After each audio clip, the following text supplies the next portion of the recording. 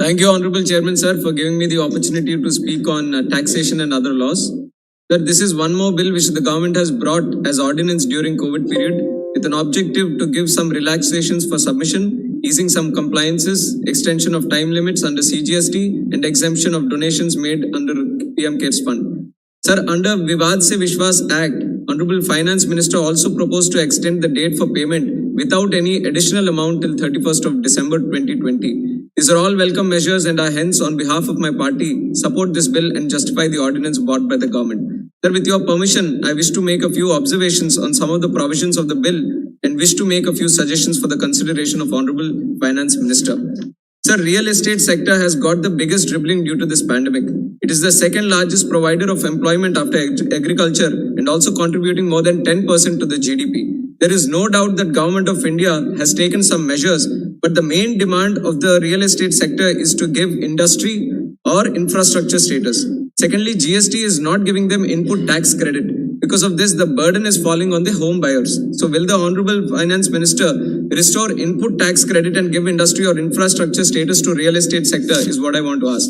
And sir, what are the reasons that despite accommodative monetary policy stand of Government of India, banks instead of lending are parking their reserves with RBI? If that is so, what is the point of having such a monetary policy and how RBI would discourage and disincentivize banks to park their reserves with RBI? Can we have a 0% reverse repo rate which forces banks to lend to kickstart the economic cycle is something the Honorable Minister should answer, sir.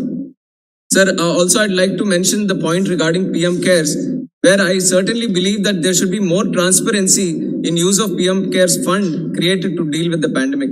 The Army, Navy, Air Force, Defence PSUs and employees of the Defence Ministry have collectively donated rupees 500 crore.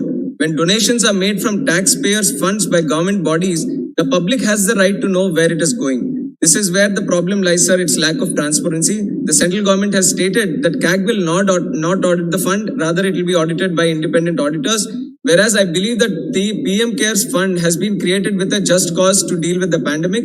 So it shouldn't be dealt with this kind of controversy. So if the central government has nothing to hide regarding this, let the CAG audit this and make it more. Sir, one last point is regarding the GST for the states.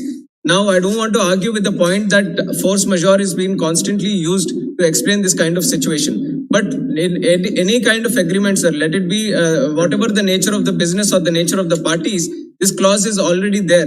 But what kind of chain reaction will the central government create if it is saying to the states that because of this force majeure clause, we can't pay you CGST, whereas it is the responsibility of them. So with big heart, in this kind of difficult times, the central government should come forward and create an example.